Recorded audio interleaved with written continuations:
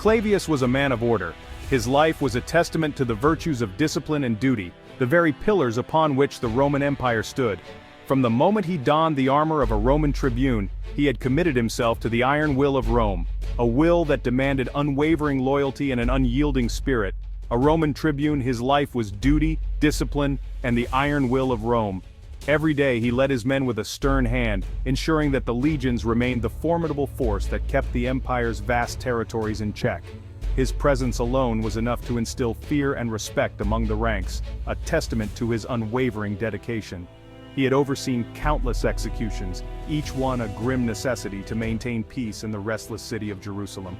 The city was a cauldron of unrest, a place where rebellion simmered just beneath the surface. Each execution was a message, a stark reminder of the consequences of defying Roman rule. Clavius had become desensitized to the sight of death, viewing it as a necessary tool to uphold order. Yet none were as significant as unsettling as the crucifixion of the Nazarene called Yeshua. This particular execution was different, shrouded in an aura of mystery and unease. The man on the cross was no ordinary criminal. His presence seemed to challenge the very essence of Roman authority. The man had seemed strangely calm, radiating an unsettling serenity even as he bore his agonizing fate. His eyes, filled with a profound sense of peace, seemed to pierce through the chaos surrounding him. It was as if he knew something that others did not, a secret that gave him strength in the face of unimaginable suffering. The air crackled with tension. The crowd that had gathered at Golgotha was a mix of emotions, anger, sorrow, confusion.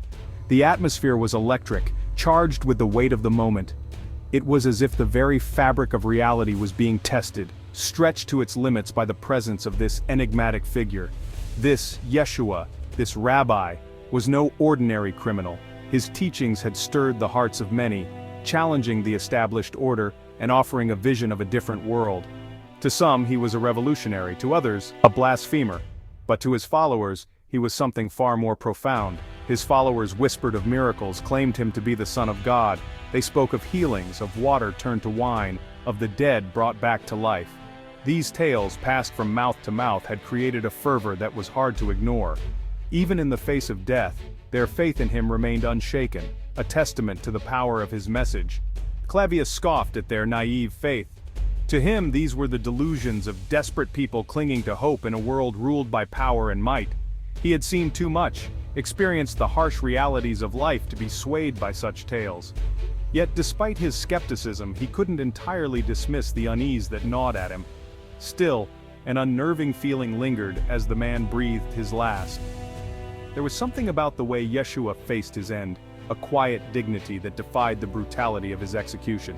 It was as if he was in control, even in his final moments. And that thought unsettled Clavius more than he cared to admit. It was over, or so he thought. The execution had concluded, and the crowd began to disperse, leaving behind a scene of grim finality. But for Clavius, the events of that day would linger in his mind, raising questions that he had never before considered. The duty of a tribune was clear, but the impact of this singular event would challenge everything he believed in. 3 days later, the impossible happened. The city of Jerusalem, still waking from its slumber, was about to witness an event that would change the course of history forever. The tomb, sealed with the might of Rome, lay empty. The very tomb that had been guarded by the most formidable soldiers now stood open, its contents vanished. The massive stone, a testament to Roman authority, was cast aside as if by an invisible hand. This stone, which had taken several men to move into place, now lay discarded, as if it weighed nothing at all.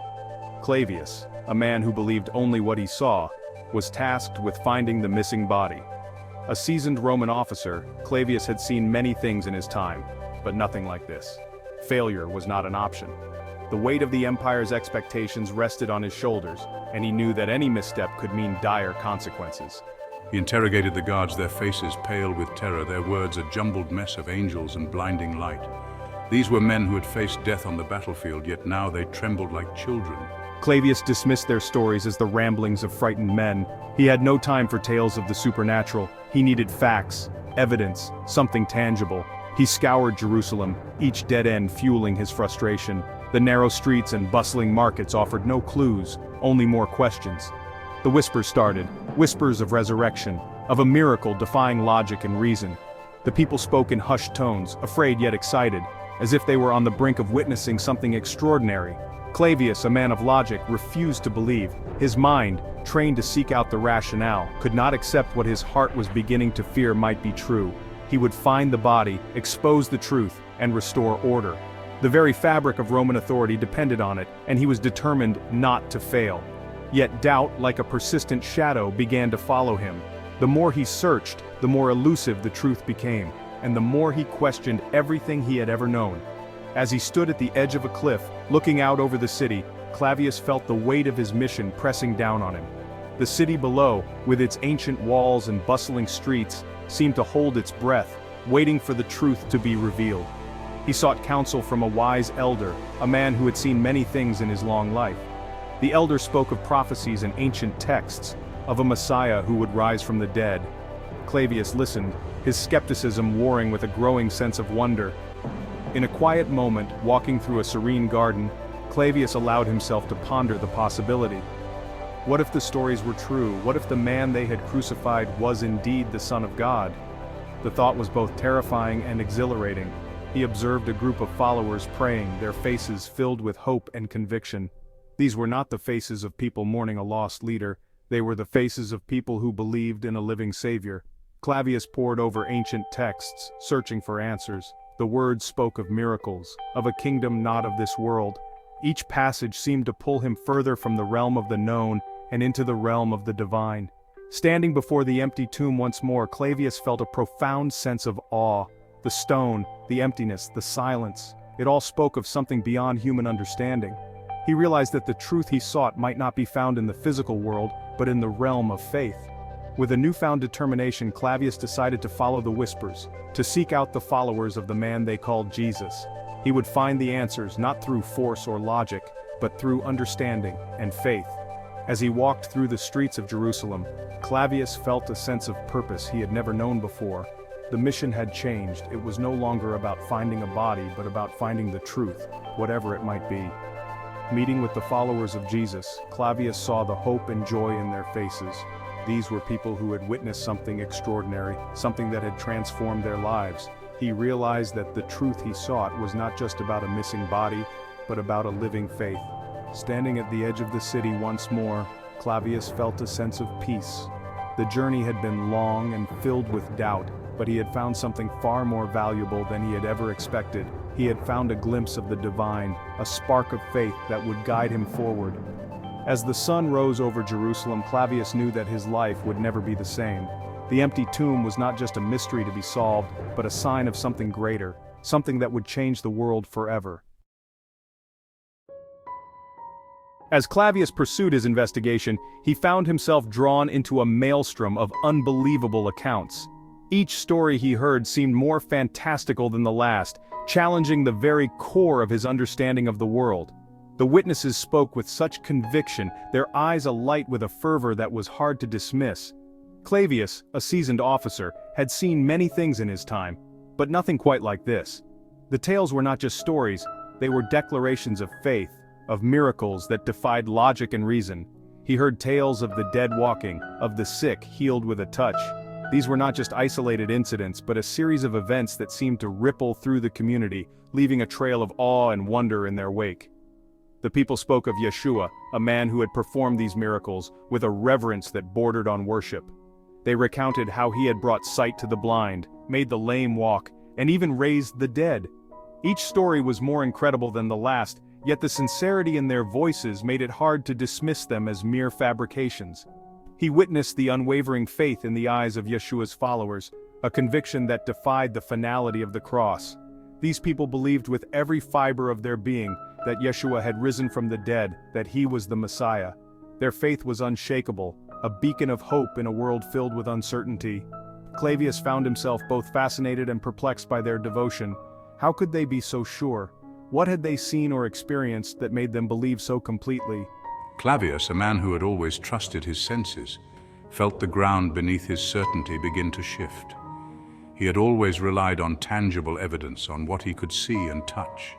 But now he was faced with something that defied all logic and reason. The more he tried to make sense of it, the more elusive the truth became. It was as if he was trying to grasp smoke, something that slipped through his fingers no matter how hard he tried to hold on. He had spent his life upholding the law, seeking truth through tangible evidence. As a Roman officer, his duty was to maintain order, to ensure that justice was served. He had always believed that the truth was something concrete, something that could be proven beyond a shadow of a doubt. But now, he was beginning to question everything he had ever known. The lines between reality and belief were becoming increasingly blurred, and he found himself in uncharted territory. Yet here, in the heart of this chaotic city, truth seemed to be fluid, elusive, defying the confines of his rational mind. Jerusalem was a city of contrasts, a place where the sacred and the profane coexisted in a delicate balance. The streets were filled with people from all walks of life, each with their own stories and beliefs. It was a place where miracles were not just possible but expected, where the line between the natural and the supernatural was often blurred. Clavius found himself caught in the middle of this maelstrom, struggling to find his footing. The more he investigated, the more he realized the futility of his task. Every lead he followed seemed to lead to more questions rather than answers. The witnesses were adamant in their accounts, but their stories were so extraordinary that they seemed almost impossible to believe.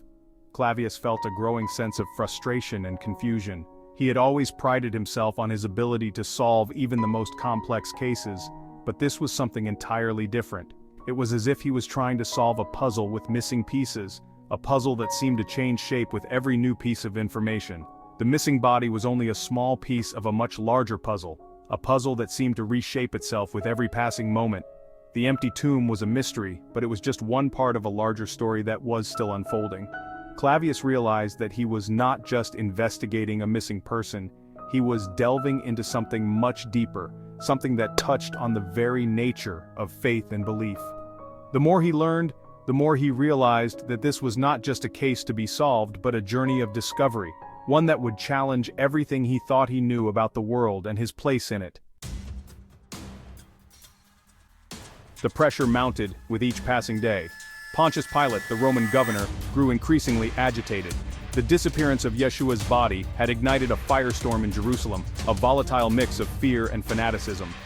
We need a solution, Clavius, and we need it quickly. Clavius, his investigation yielding no tangible results, found himself caught between the unwavering faith of Yeshua's followers and the ruthless pragmatism of Rome. His world, a world once defined by absolutes, was blurring at the edges. His quest for the body had transformed into a search for something far more elusive, the truth hidden beneath layers of miracles and pronouncements of divinity.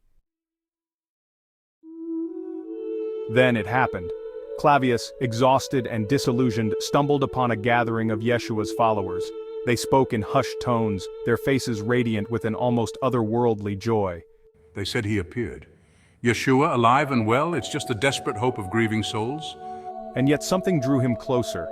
He peered into the room, his heart pounding in his chest.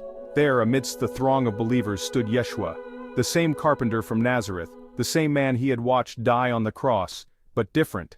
His eyes, filled with a profound peace, met Clavius's gaze. The world, for a fleeting moment, seemed to hold its breath.